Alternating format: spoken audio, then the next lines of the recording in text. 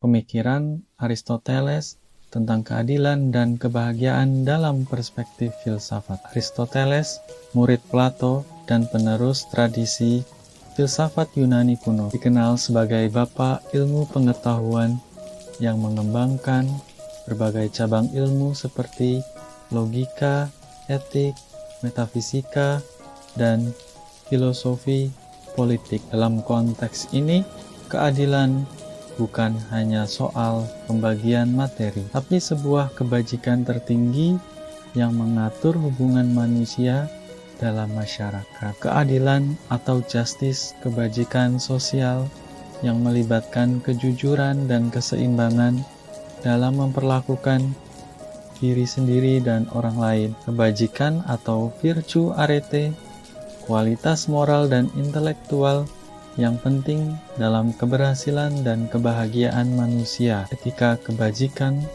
atau virtue ethics, pendekatan etika yang berfokus pada karakter dan kebajikan individu, bukan sekadar aturan perilaku, kalos, atau tujuan akhir. Prinsip bahwa segala sesuatu memiliki tujuan yang harus dicapai untuk mewujudkan fungsi optimalnya. Eudaimonia atau kebahagiaan, kesejahteraan, tujuan tertinggi hidup manusia menurut Aristoteles, yaitu mencapai kondisi jiwa yang selaras dan tentram. Bab ini akan membahas konsep dasar Aristoteles tentang tujuan hidup manusia, fungsi manusia, kebajikan intelektual dan praktis, konsep keadilan dalam berbagai bentuk, dan hubungan antara filsafat dengan praktik sosial politik. Latar belakang Aristoteles dan signifikansi pemikirannya. Aristoteles merupakan tokoh penting dalam sejarah filsafat yang menguasai beragam disiplin ilmu, mulai dari ilmu alam hingga etika dan politik. Ia mengembangkan kerangka berpikir yang memisahkan bidang ontologi, epistemologi, logika, dan retorika. Aristoteles belajar di Akademi Plato selama 20 tahun, kemudian menjadi guru pribadi Alexander the Great. Setelah meninggalkan Akademi Plato, ia mendirikan Lyceum sebagai tempat belajar dan pengembangan filsafat peripatetik. Pemikiran Aristoteles banyak diadopsi dan dikembangkan dalam tradisi Islam melalui tokoh seperti Ibnu Rushd, dan dalam tradisi Kristen melalui Thomas Aquinas. Pengaruh Aristoteles begitu luas sehingga pemikirannya menjadi rujukan utama dalam filsafat hingga era modern. Aristoteles adalah bapa ilmu pengetahuan yang mengkategorikan berbagai cabang ilmu. Filosofi Aristoteles membawa perubahan paradigma dari idealisme Plato yang menekankan dunia ide ke realisme yang mengedepankan pengalaman dan empirisis. Konsep dasar Aristoteles tentang tujuan hidup dan fungsi manusia. Aristoteles berargumen bahwa segala sesuatu di dunia ini memiliki telos atau tujuan akhir yang ingin dicapai. Tujuan ini bersifat melekat dan tidak acak. Pada manusia, tujuan tertinggi adalah kebahagiaan atau eudaimonia yang merupakan hasil dari hidup yang selaras dengan kebajikan dan fungsi manusia yang sesungguhnya. Setiap makhluk memiliki fungsi, misalnya fungsi teh adalah diminum untuk menghilangkan dahaga. Fungsi manusia berbeda dari makhluk lain karena manusia adalah hewan rasional atau animal rasional yang memiliki kemampuan untuk berpikir dan bernalar. Kebahagiaan manusia tercapai ketika akal digunakan secara jernih dan reflektif untuk melahirkan kebajikan. Kebahagiaan bukan sekadar kesenangan atau pleasure, kehormatan, honor, atau kekayaan, atau wealth, melainkan kondisi jiwa yang tenang dan selaras antara pikiran dan perbuatan. Aristoteles membedakan antara kebahagiaan yang palsu, seperti kesenangan yang bersifat sementara, dan hewani dengan kebahagiaan sejati yang hanya bisa dicapai oleh manusia dengan membina akal. Kesenangan saja tidak cukup, karena hewan pun mengalami kesenangan, sedangkan kehormatan bersifat tidak stabil, tergantung penilaian orang lain, dan kekayaan bukan tujuan akhir, melainkan alat yang menunjang kebahagiaan. Kebajikan, intelektual, dan praktis. Aristoteles membagi kebajikan menjadi dua jenis besar. Satu, kebajikan intelektual melibatkan pengetahuan, wawasan, dan filsafat. Ini terkait dengan pengembangan pikiran dan sangat universal. Dua, kebajikan praktis atau moral berhubungan dengan tindakan, kebiasaan, dan kehidupan sosial. Ini merupakan hasil pembiasaan dan bukan bawaan sejak lahir. Kebajikan moral dibentuk melalui habit atau kebiasaan, misalnya menjadi berani, bukan bawaan tapi hasil latihan. Berani secara konsisten. Orang tidak dilahirkan jujur atau pembohong, tapi menjadi demikian berdasarkan kebiasaan yang terus dilakukan. Kebajikan praktis ini sangat penting dalam konteks keadilan, karena melibatkan hubungan sosial dan sikap terhadap sesama. Kategori karakter manusia dalam melaksanakan kebajikan. Menurut Aristoteles, manusia secara moral terbagi menjadi 4 kategori berdasarkan kesanggupan mereka melakukan kebaikan atau keburukan. 1. Virtuous atau orang berbudi luhur, melakukan kebajikan dengan mudah dan alami. 2. Continent atau orang yang berjuang untuk berbuat baik, harus berusaha keras agar tidak berbuat salah. 3. Incontinent atau orang yang sulit menghindar dari keburukan, berusaha baik tapi sering kalah oleh hawa nafsu. 4. Vicious atau orang yang mudah dan sering melakukan keburukan, tidak berjuang dan akrab dengan keburukan. Kategori ini membantu memahami dinamika perilaku manusia dan bagaimana perbaikan moral dapat ditempuh. Prinsip jalan tengah atau the golden mean. Aristoteles mengajarkan konsep jalan tengah sebagai kunci kebajikan, yaitu sikap atau tindakan yang berada di antara dua ekstrem yang berlawanan dan berlebih-lebihan. Contohnya adalah keberanian yang merupakan jalan tengah antara nekat atau berani, berlebihan, dan pengecut atau kurang berani. Contoh lain adalah hemat, setia, dan sifat moral lainnya yang mesti dilaksanakan dalam kadar yang pas, tidak terlalu kurang dan tidak berlebihan. Jalan tengah ini relatif dan kontekstual, tergantung individu dan situasi. Apa yang sedang untuk satu orang mungkin terlalu banyak atau sedikit bagi orang lain. Konsep ini memberi fleksibilitas dalam pengambilan keputusan moral dan perilaku sosial. Konsep keadilan dalam pemikiran Aristoteles. Keadilan merupakan bentuk kebajikan sosial yang paling sempurna dan sulit diwujudkan karena melibatkan kepedulian terhadap diri sendiri dan orang lain. Aristoteles menguraikan berbagai jenis keadilan. Berikut rinciannya.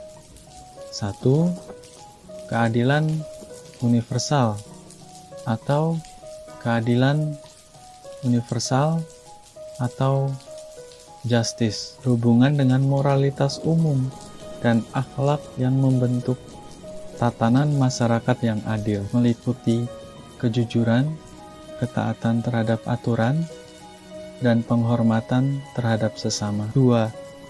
Keadilan partikular atau particular justice, berkaitan dengan distribusi dan pengaturan barang serta hak secara adil sesuai kondisi nyata. Jenis-jenis keadilan partikular, khususnya keadilan komutatif atau commutative justice, pembagian atau penukaran secara setara dan adil.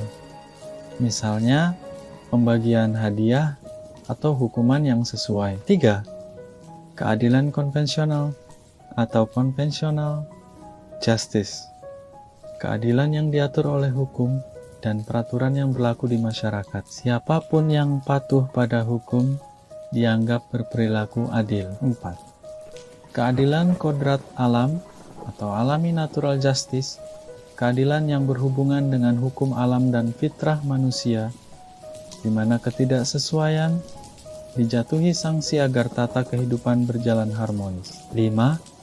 Keadilan remedial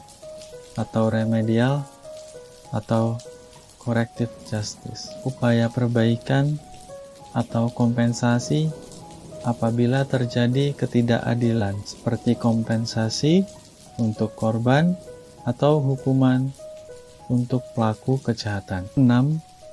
Keadilan distributif atau distributive justice, pembagian hak atau hadiah sesuai dengan kriteria seperti kemampuan, usaha, prestasi, kontribusi, atau kebutuhan masyarakat. 5 parameter distribusi yang adil adalah imparsialitas atau tidak memihak, kesetaraan, kesesuaian hukum, keadilan moral atau fairness, kewajaran moral atau equity, dan kebenaran atau rightness. Aspek ini sangat relevan dengan berbagai kebijakan sosial dan hukum di masyarakat modern. Keadilan dan organisasi sosial politik. Aristoteles menempatkan keadilan sebagai fondasi dalam organisasi sosial dan politik yang disebutnya politeia atau pemerintahan kota negara. Filsafat politik. Aristoteles meneliti bentuk pemerintahan yang mendukung atau menghambat tercapainya keadilan dan kebahagiaan. Ia mengidentifikasi 3 bentuk pemerintahan yang baik. Monarki dipimpin oleh satu orang yang bijaksana. Aristokrasi dipimpin oleh kelompok elit yang dianggap paling berkualitas. Demokrasi, pemerintahan oleh rakyat atau wakil rakyat secara luas. Namun, setiap bentuk pemerintahan ini berpotensi mengalami korupsi. Monarki bisa berubah menjadi tirani atau penindasan satu orang. Aristokrasi bisa menjadi oligarki atau kepentingan kelompok kecil. Demokrasi bisa turun menjadi anarki atau tirani mayoritas, atau ketika suara terbanyak menindas minoritas. Aristoteles lebih menyukai aristokrasi karena dianggap paling rasional asalkan tidak menyimpang menjadi oligarki. Demokrasi dipandang rentan menjadi keputusan berdasarkan popularitas tanpa memperhatikan kualitas. Menyinggung relevansi teori ini dengan konteks politik modern Indonesia dan tantangan demokrasi dalam memilih pemimpin yang tepat, hambatan dan faktor pengaruh dalam mewujudkan kebahagiaan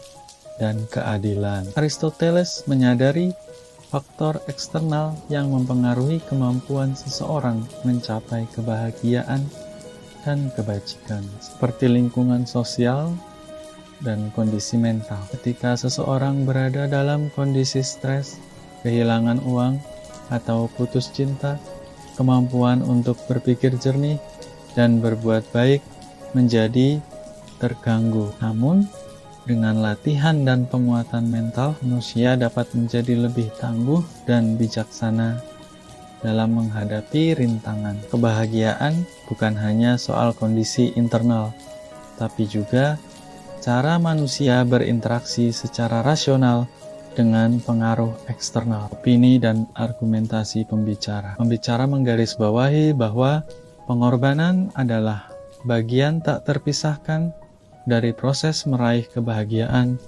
dan keberhasilan.